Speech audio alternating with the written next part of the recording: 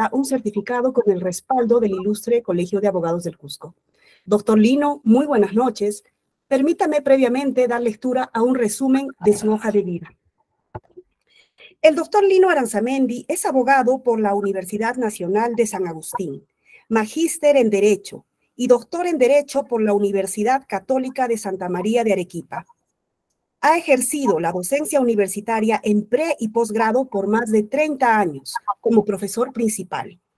Participó como docente en las escuelas de posgrado de la Universidad Nacional de San Agustín Arequipa, Universidad Nacional del Altiplano, Universidad Nacional Jorge Basadre, Universidad Tecnológica de los Andes, Universidad Autónoma San Francisco, entre otras. Fue decano del Ilustre Colegio de Abogados de Puno durante el periodo 2011.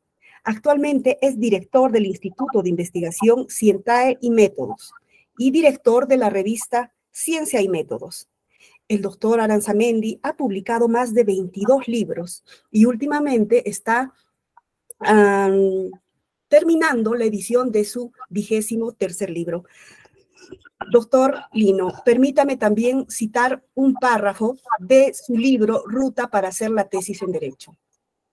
El reto de la juventud del siglo XXI es afrontar la vida con éxito en el dominio del conocimiento científico y su metodología. Esta frase resulta aplicable a la investigación en el derecho, teniendo en cuenta que ésta pretende descubrir las soluciones jurídicas adecuadas para los problemas que plantea la vida social de nuestra época cada vez más dinámica y cambiante. Doctor Aranzamendi, la investigación científica en el Perú está en crisis y esto se evidencia en la casi nula relación entre sus resultados y la aplicación práctica en la sociedad. Asimismo, en la compraventa de tesis, el mercado negro de tesis a nivel de pregrado y posgrado, la asesoría corrupta en algunas universidades y últimamente las coautorías en artículos científicos que han sido noticias en esta semana. Al respecto, doctor Lino, ¿cómo percibe usted el nivel y estado de la investigación científica en el Perú? Muy buenas noches, doctora Liliana Coronado.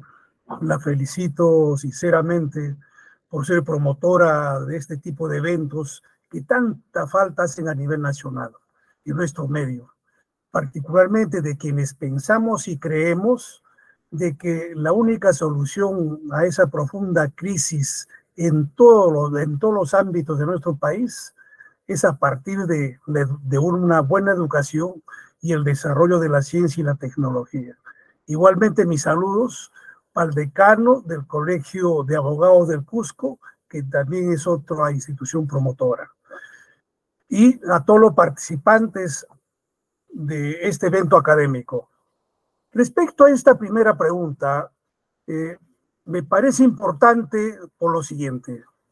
Debemos manifestar que lamentablemente en nuestro país la educación y mucho menos la investigación científica o tecnológica ha sido política de Estado. Es decir, nunca se le ha dado importancia. Y eso se puede evidenciar en muchos aspectos. Uno, por ejemplo, en el nivel de inversión que hace el Estado en este rubro. Por ejemplo, de acuerdo a las últimas informaciones, se tiene que menos del 0,17% del Producto Interno se invierte en ciencia, tecnología e innovación. ¿Qué significa eso? Es algo pírrico en comparación a lo que invierten por esos países de nuestro mismo nivel, en el caso de Ecuador o Colombia o incluso Bolivia, donde en estos últimos tiempos han comenzado a repotenciar su política educativa en general, hacer que sea de mucho mayor calidad y consiguientemente, ¿no?, el problema de la investigación científica. Y si el Estado y las instituciones encargadas de promover esta situación, como son las universidades, no toman con seriedad resolver este problema, sin duda pasarán unos 1000 años más en el Perú y seguiremos en las mismas condiciones en que nos encontramos actualmente.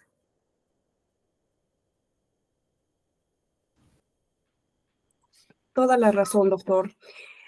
A pesar de que recientemente se promulgó relativamente recientemente se promulgó la nueva ley universitaria. ¿Considera usted que se ha cumplido con los fines que establece esta ley referidos a la investigación científica? ¿Considera usted que existe un avance sustancial en la investigación científica en nuestro país a partir de la dación de la nueva ley universitaria? La ley universitaria peca de buenas intenciones, como casi todas las normas que tenemos en el Perú, que son simplemente proclamas líricas, ¿no? Pero no tienen aplicación práctica. Ese es un gran problema en el país. Por ejemplo, en los últimos tiempos, lo único que se ha hecho particularmente a las universidades para lograr su licenciamiento es incrementar algunas instituciones en el seno de las universidades para potencializar el problema de la investigación científica.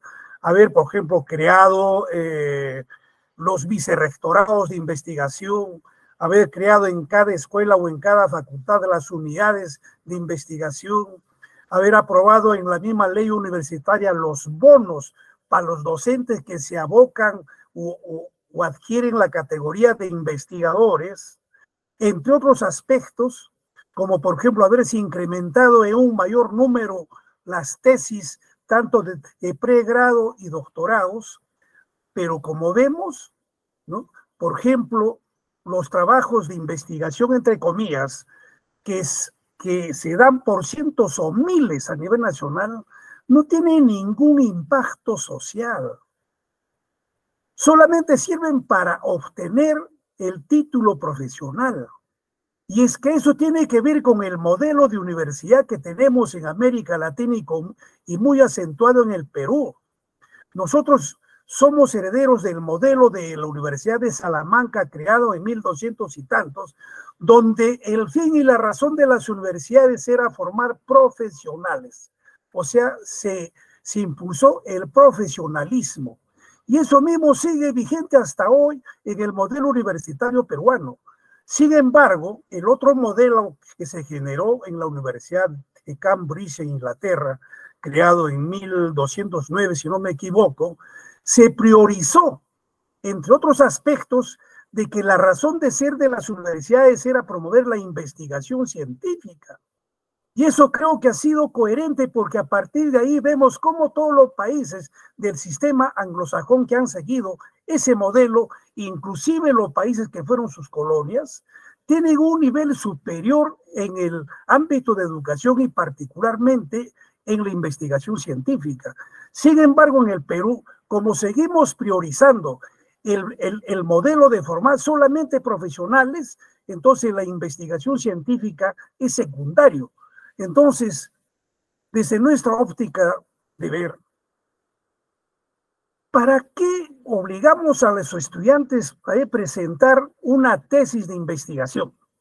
Que tampoco se cumple aquello que se dijo, que para adquirir el grado académico de bachiller deben presentar una tesis, pero sin embargo se ha ido prorrogando y eso ha quedado a fogacero. Entiendo que crear o obligar la presentación de una tesis debe perseguir dos objetivos básicos. Primero, ¿no?, efectivamente obtener un título académico o profesional. Y lo segundo, que con la elaboración de una tesis de los estudiantes estamos generando expertos en determinada materia. Expertos. Quiere decir científicos en el ámbito donde ha desarrollado el trabajo de investigación. Pero eso no está sucediendo en el Perú, como usted lo ha dicho. Existen fábricas de tesis, fábricas de artículos Bamba, etcétera, etcétera. Y a ese ritmo la situación sigue tan igual que antes de la dación de la ley universitaria. Estamos de acuerdo con usted, doctor. En ese sentido, consideramos que uno de los fines más importantes de la ley universitaria, que era el de fomentar la investigación científica, no se está cumpliendo. Yendo hacia nuestro campo, ¿cuál es su percepción respecto a la investigación jurídica en las facultades de Derecho de las universidades en el Perú? Ahí tenemos varios problemas que resolver. Un primer problema para mí es que no nos hemos puesto de acuerdo básicamente a nivel de las facultades de derecho a nivel nacional de reconocer si el derecho es ciencia o no es ciencia. Ese debate aún sigue abierto en el Perú.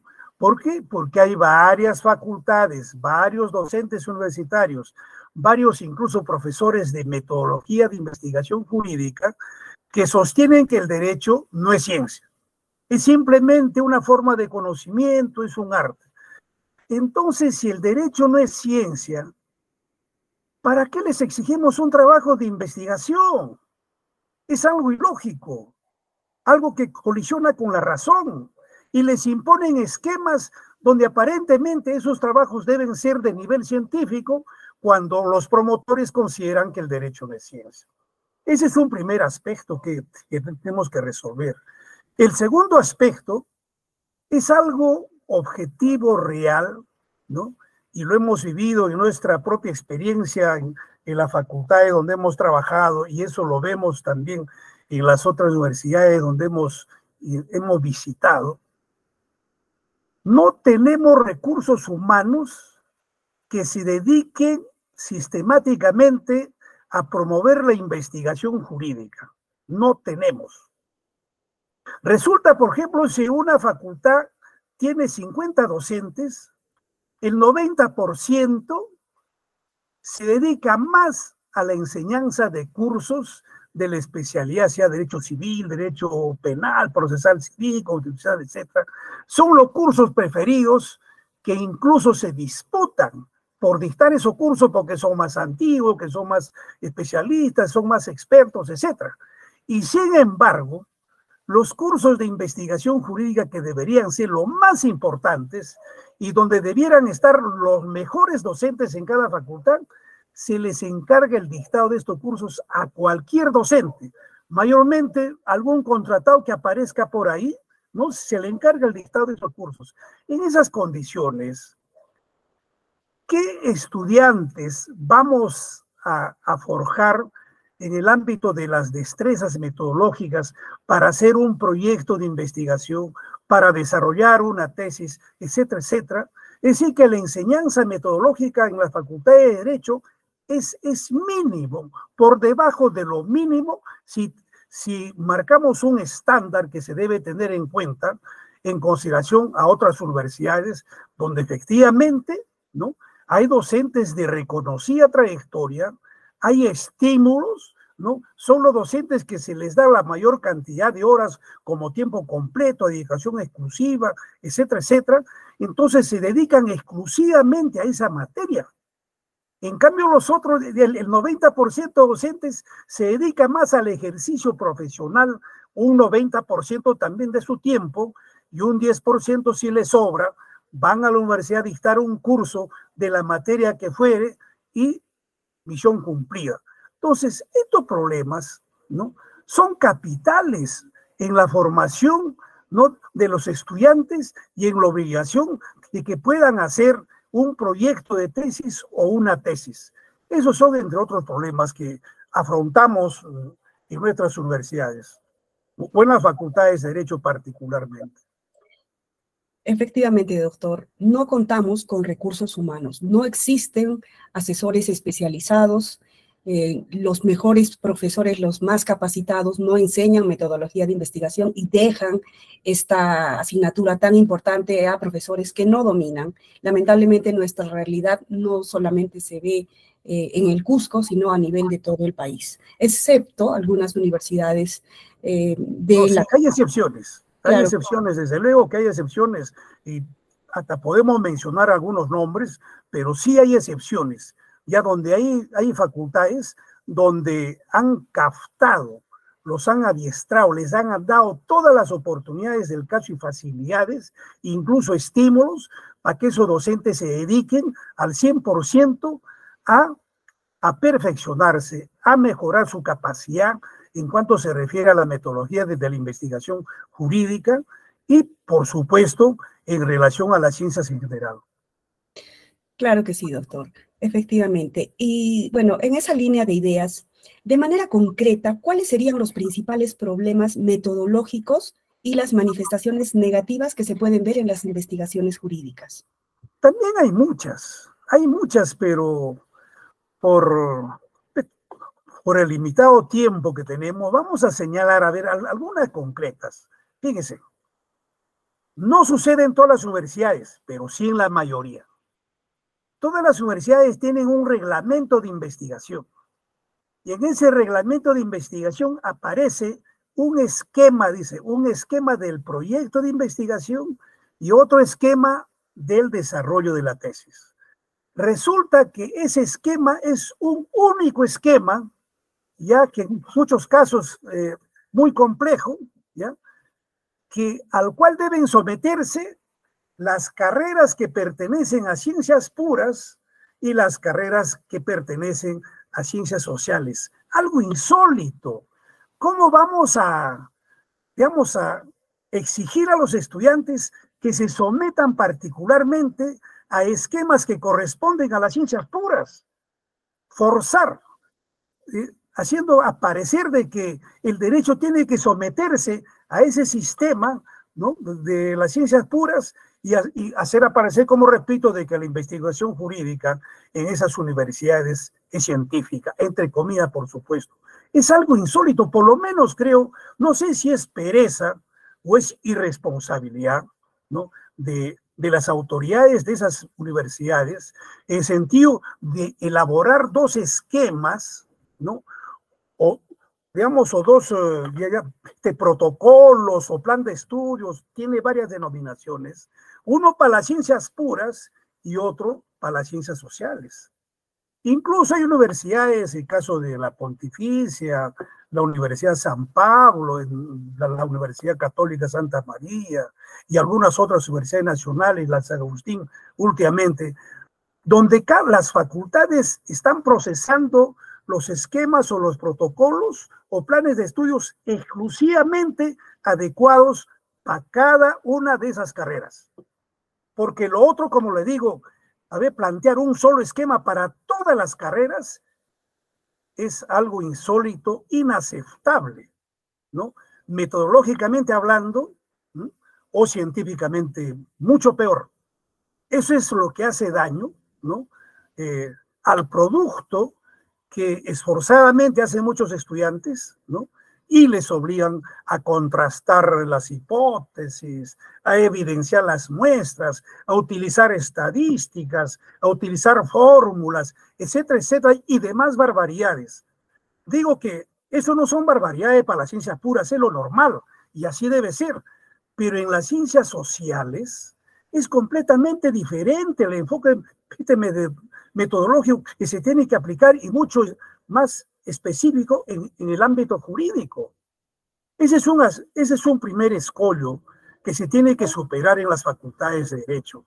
Ya hacen pues todavía esquemas donde ni siquiera te explican en qué consiste el problema, en qué consiste el objetivo, en qué consiste la hipótesis, en qué consiste la metodología, porque ahí te ponen el enfoque, el tipo, etcétera, etcétera, y el instrumento, las técnicas y cómo vas a contrastar y tanta cosa más, ni siquiera te explican, porque como ustedes verán, hay muchos científicos, metodólogos, investigadores que tienen diferentes concepciones con respecto, por ejemplo, a los tipos de investigación o al enfoque que debe tener una investigación.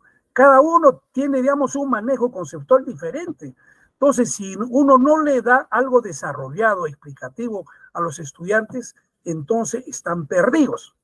Entonces, como están perdidos, tienen que recurrir pues a las fábricas de tesis, ya para de una u otra manera salir del paso. Y el problema está que cuando tienen que exponer, tienen limitaciones. Pero como existen limitaciones, ya usted sabe, en nuestro medio, en el Perú, cómo se arreglan esas cosas.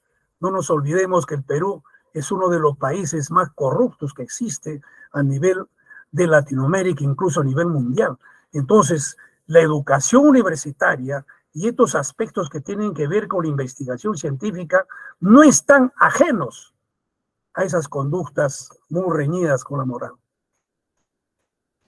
Efectivamente, doctor, nosotros que estamos en la práctica de la asesoría externa podemos observar que existen esos esquemas generales para todas las áreas o para todas las carreras profesionales que confunden a los estudiantes de Derecho.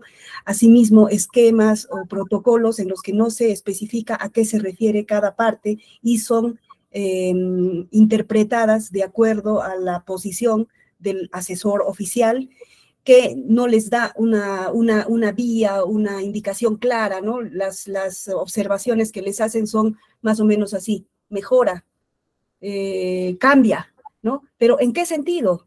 ¿Pero por qué? Tú eres el que tienes que saber, y a ese joven o a esa persona no le han dado una información en pregrado, ni mucho menos después. Entonces estamos realizando el juego de caliente, caliente, frío, frío. Adivinaste. Y si no es así, si hay asesorías oficiales ambiguas, también ocurre que los remiten a supuestas ayudas que son las famosas fábricas de tesis, y eso se está presentando en universidades de acá, del sur del país. Obviamente no en todos los casos, pero los concurrentes a este evento saben a qué universidad nos estamos refiriendo.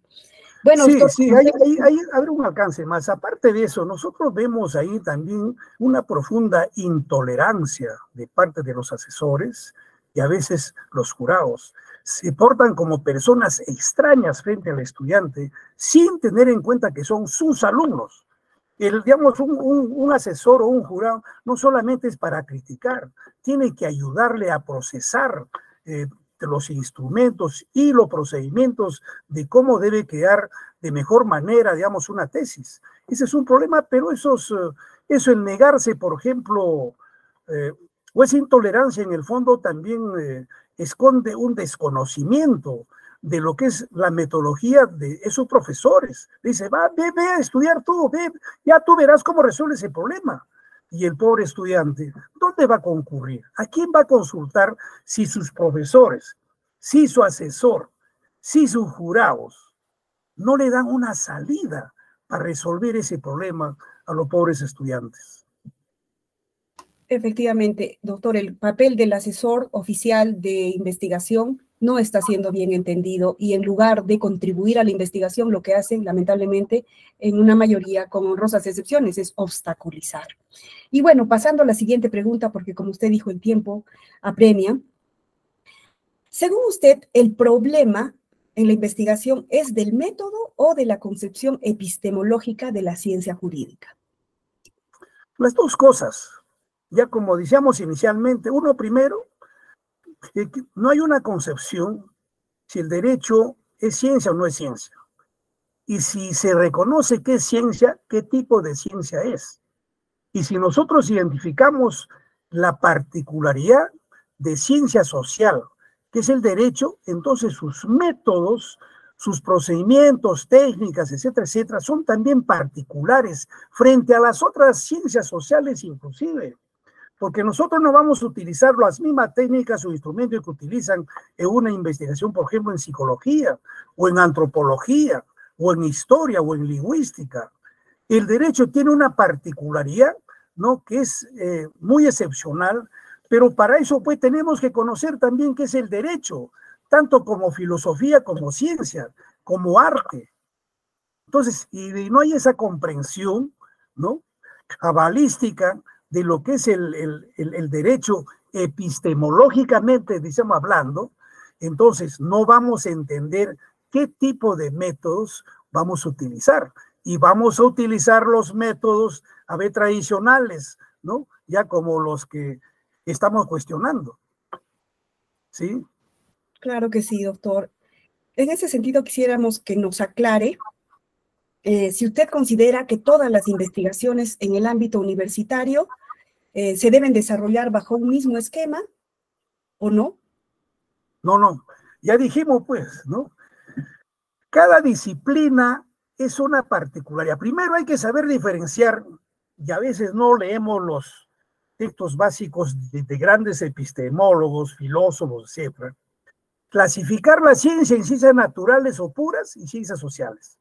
Entonces, si conocemos esa diferenciación, entonces nos vamos a dar cuenta que cada una de estas áreas tiene una particularidad y consiguientemente los esquemas tienen que ser rígidos y rigurosos en las ciencias naturales o puros, porque ahí se trabaja con instrumentos de alta precisión.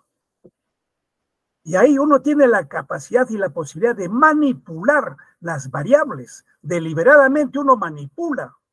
En cambio, en las ciencias sociales, nosotros no trabajamos con instrumentos de alta precisión, solamente con nuestra capacidad de razonamiento, de análisis crítico, con nuestra capacidad de argumentación, pero con fuentes empíricas suficientes que concuerden con el ámbito jurídico relevante que estamos investigando.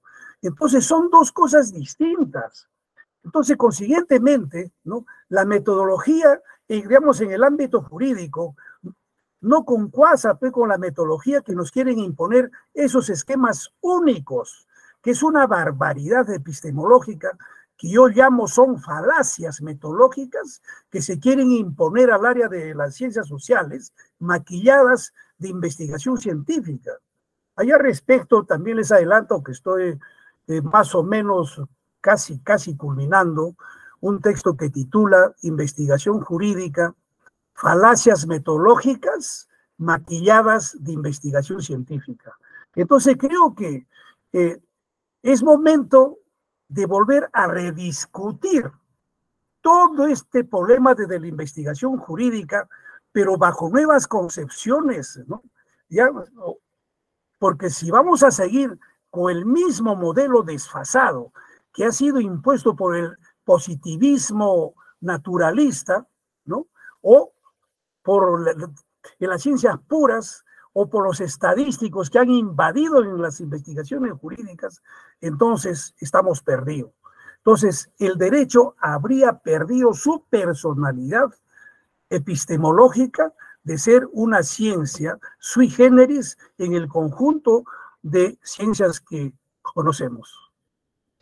Muchas gracias, doctor. Con respecto a los famosos enfoques cualitativo, cuantitativo y mixto, según su opinión, ¿cuál de estos enfoques predomina en el derecho y sería el más adecuado para realizar las investigaciones jurídicas? Al respecto, también tengo un serio cuestionamiento. Últimamente se ha impuesto, según muchos, hay un nuevo paradigma, es el paradigma de la ciencia con enfoque cualitativo y enfoque cuantitativo, y el mixto. Ese famoso paradigma, pues, es tan antiguo, ¿no? Que no podemos llamar como nuevo paradigma. Y bajo esa orientación nosotros vamos a ver que cuando un docente entra a dictar el curso de investigación científica, entre comillas, sea en el nivel de ciencias puras o de ciencias sociales, empieza con el discurso manío, es decir, que la investigación científica se divide en dos campos, el enfoque cualitativo y el enfoque cuantitativo. El enfoque cuantitativo es así, esto, y el enfoque cualitativo es esto. Consiguientemente, ustedes vean con cuál de los enfoques van a desarrollar.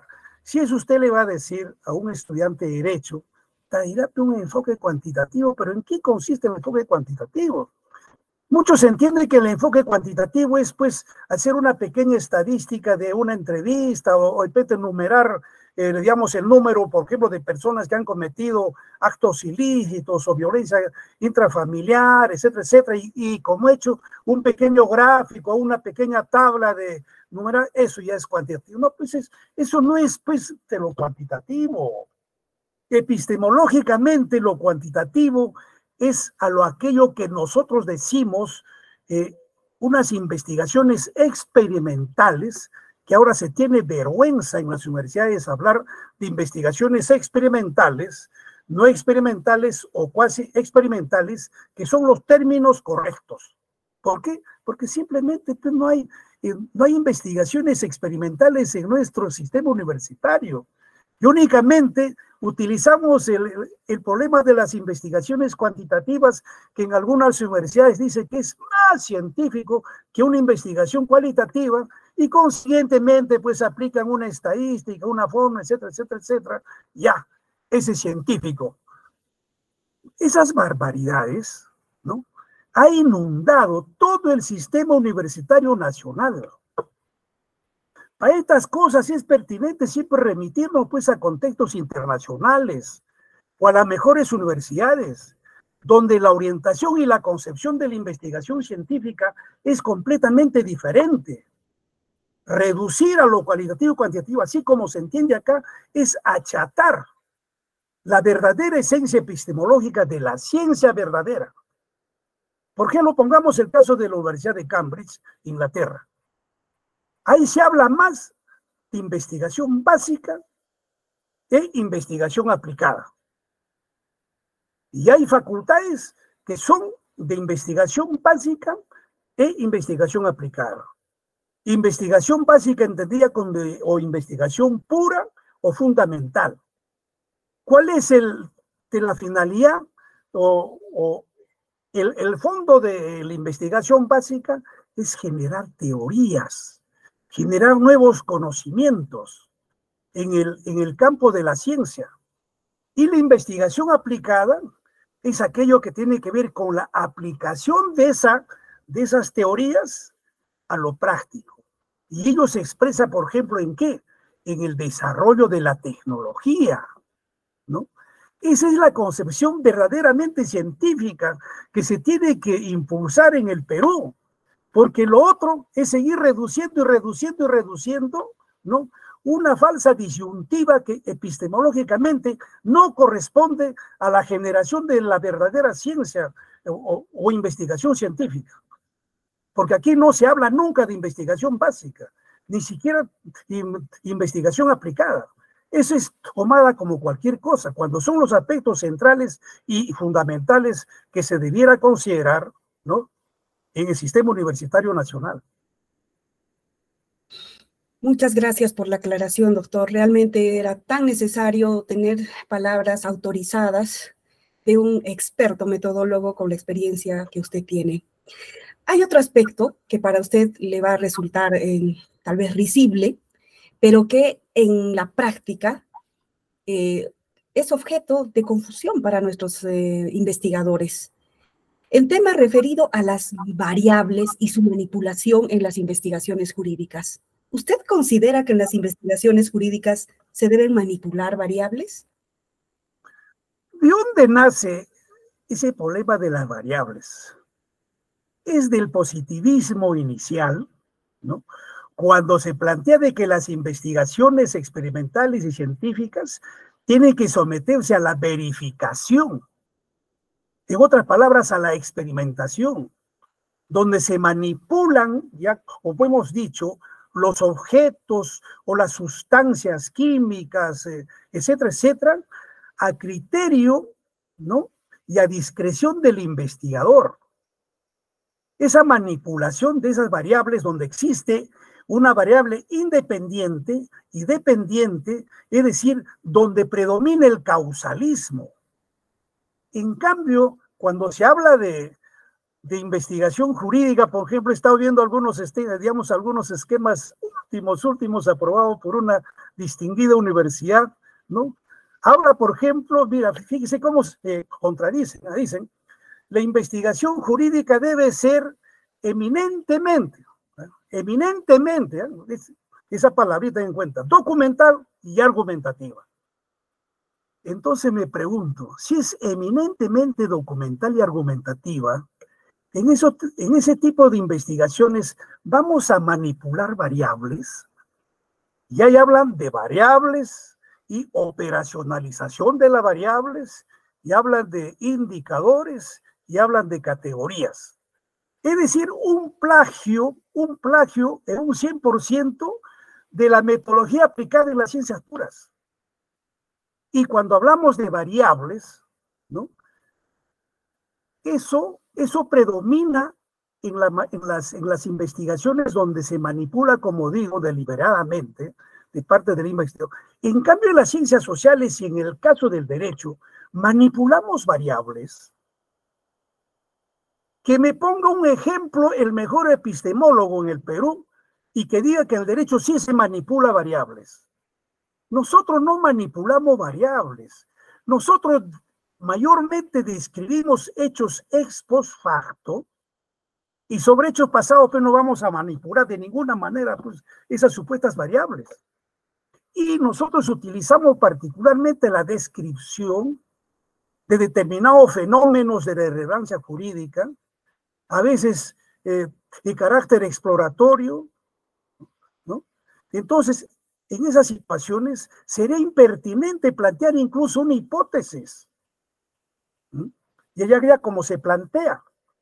No es obligatorio plantear hipótesis en determinado tipo de investigaciones, aunque hay unos que sostienen, dicen, no, tiene que plantearse hipótesis en todo tipo de investigaciones. Así afirman, pero no dicen por qué, porque no hacen una distinción previa de los niveles y las clases de ciencias al cual se someten.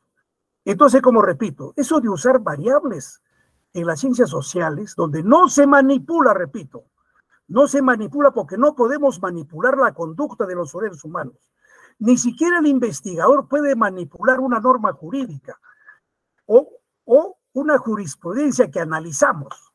Porque a lo más que vamos, digamos, a donde vamos a llegar o a donde llegamos en las investigaciones jurídicas es justificar un punto de vista razonablemente expuesto, utilizando inclusive la lógica jurídica. Pero ese es el límite a donde llegamos. Y es decir, de nosotros no depende del investigador en ciencias sociales, no depende la solución del problema. Nosotros proponemos posibles soluciones.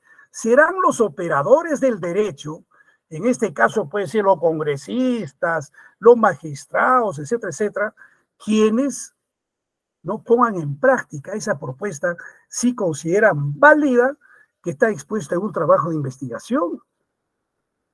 Entonces también ese problema de las variables, con cargo por supuesto a debatir. Aquí nosotros estamos planteando, ya que se entienda bien o entiendan bien los participantes, un punto de vista, pero un punto de vista que estamos llanos a debatir.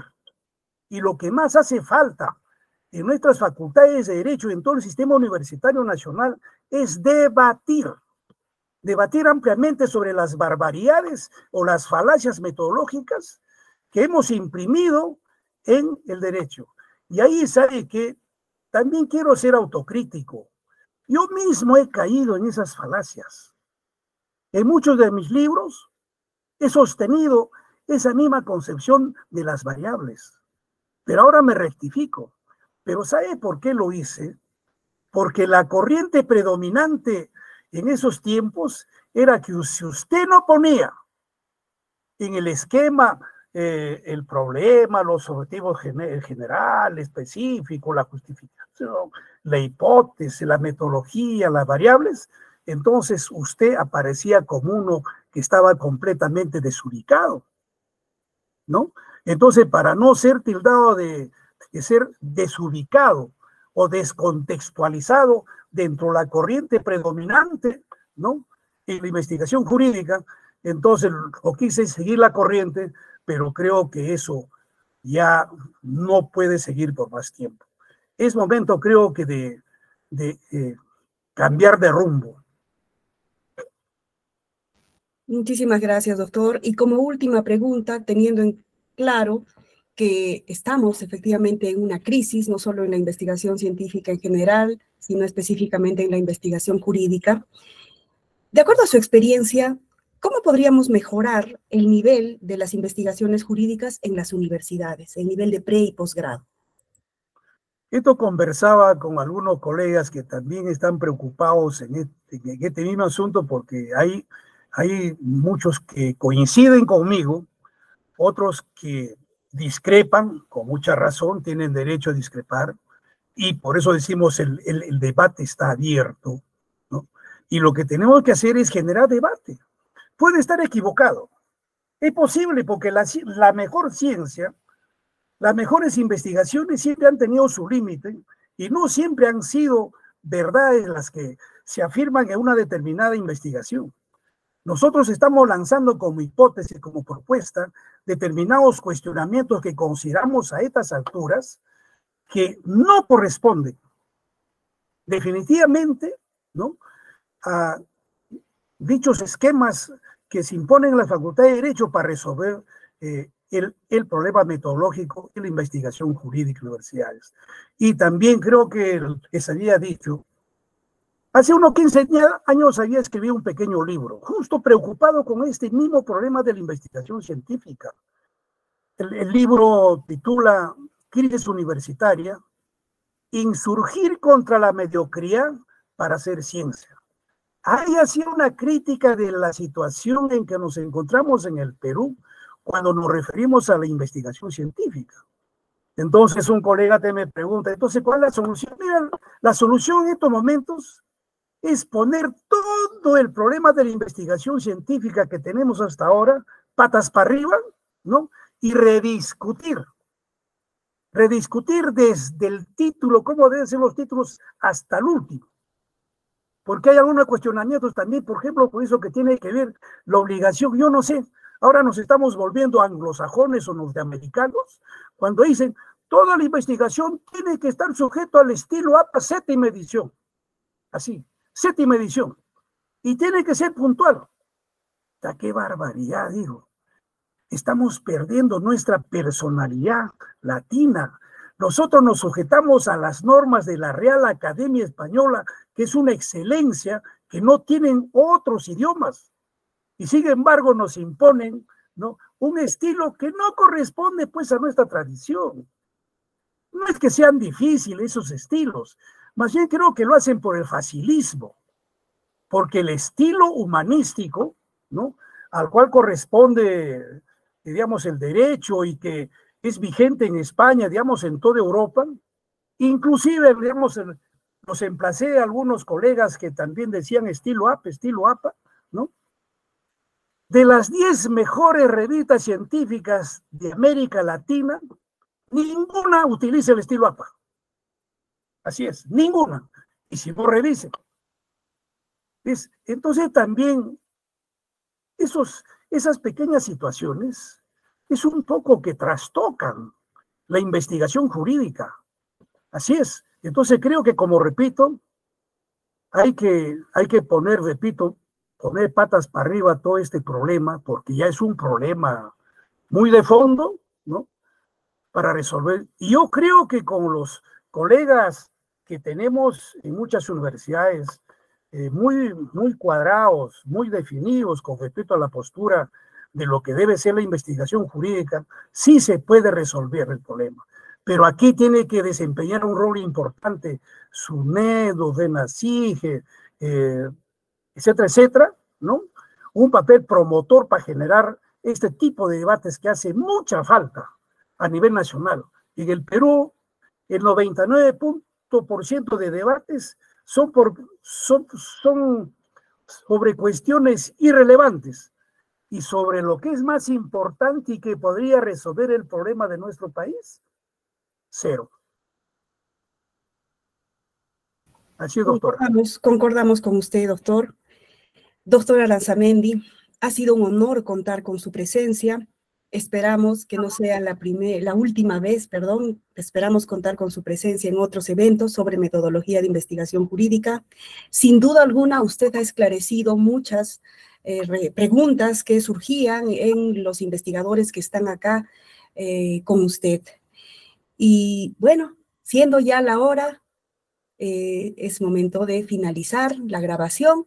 Y como usted mencionó, lo parafraseo en nuestra conversación previa, es momento de iniciar la revolución respecto a la investigación científica en el Perú. ¿Y por qué no hacerlo a partir del sur del Perú? Todos los que estamos acá tenemos esa inquietud. Queremos que para la posteridad, para los posgrados que realicen nuestros estudiantes, las cosas estén más claras.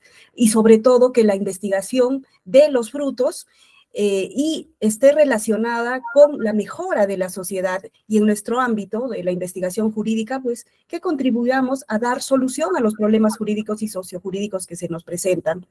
Y no podemos hacerlo si las cosas están tan ambiguas, si no hay operadores especializados, si no hay buenos asesores, si no hay una buena formación en investigación. Doctor Lino, nuevamente le quiero agradecer y, bueno, tal vez usted tiene palabras finales para nuestra audiencia. Mira, muy agradecido a los organizadores de este evento y también a quienes han tenido la paciencia de escucharnos. Como repito, he expuesto un punto de vista, ¿no? He expuesto algunas ideas que pueden ser posibles cumplir o llevarlos a la práctica para resolver un problema tan engorroso. Estoy seguro, todos quienes han participado en este evento están de acuerdo en que es así. Muchas gracias a usted, doctora Liliana. Muchas gracias, doctor Lino. Hasta una próxima oportunidad. Y con los concurrentes, no se olviden inscribirse en el enlace. A las personas que tengan las 3 inscripciones en las 3 sesiones se les otorgarán certificados. Igualmente, a los expositores se les entregarán certificados por su ponencia, auspiciados respaldados por el Ilustre Colegio de Abogados del Cusco e Investigar. Un saludo al doctor Erickson Delgado, director de investigación de nuestra Universidad Nacional de San Antonio Abad del Cusco. Y nos vemos el próximo jueves con la presencia del doctor Enrique Castrocuba Barinesa. Asimismo, la última sesión estará a cargo del doctor Erickson Delgado Otazú. Un gusto y que tengan una linda noche. Muy buenas noches.